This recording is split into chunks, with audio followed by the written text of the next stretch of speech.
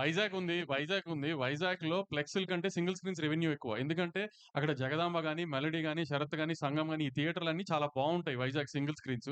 కాబట్టి దాని రెవెన్యూ ఎక్కువ అక్కడ ఫ్లెక్స్‌ల కంటే. ఇక్కడ కూడా సింగిల్ స్క్రీన్స్‌ని చేస్తే రెవెన్యూ పెరుగుతుందేమో తెలీదు గదా! ఇప్పుడు 'మల్లికార్జున భ్రమరాంబ' ఒక పెద్ద ఎగ్జిబిటర్ దగ్గర లీజ్‌లో ఉన్నాయి. గత 20 ఏళ్లగానో, 10 ఏళ్లగానో. దాన్ని ఎందుకు డెవలప్ చేయట్లా?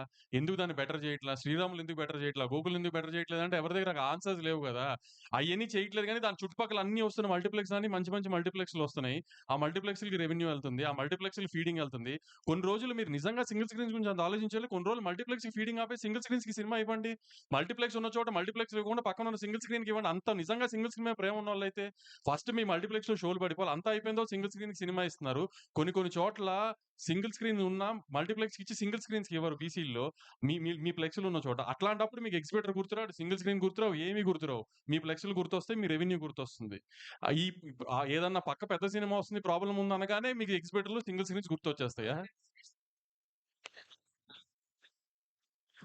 ఇప్పుడు మేము అడుగుతుంది అదే గదా! ఇప్పుడు వాళ్ళకి థియేటర్స్ డెవలప్‌మెంట్‌కి ఎలా 1 ఇయర్ గావాలో, మాకు కూడా అండర్ ప్రొడక్షన్‌లో ఉన్న సినిమాలన్నీ రిలీజ్ అయిపోవడానికి 1 ఇయర్ గావాలి. అయి 2 ఒకే టైమ్‌కొచ్చే టైంకి కండిషన్స్ అన్ని ఒకసారి పేపర్ మీద పెట్టుకొని ఈక్వల్ టర్మ్స్ ఉన్న టైంలో అలా మిడిల్ గ్రౌండ్ ఉన్న చోట ఓకే అనుకుని అక్కడి నుంచి కొత్త సినిమాలు ఆ టర్మ్స్‌లో ఎళ్తాం ఇంకా.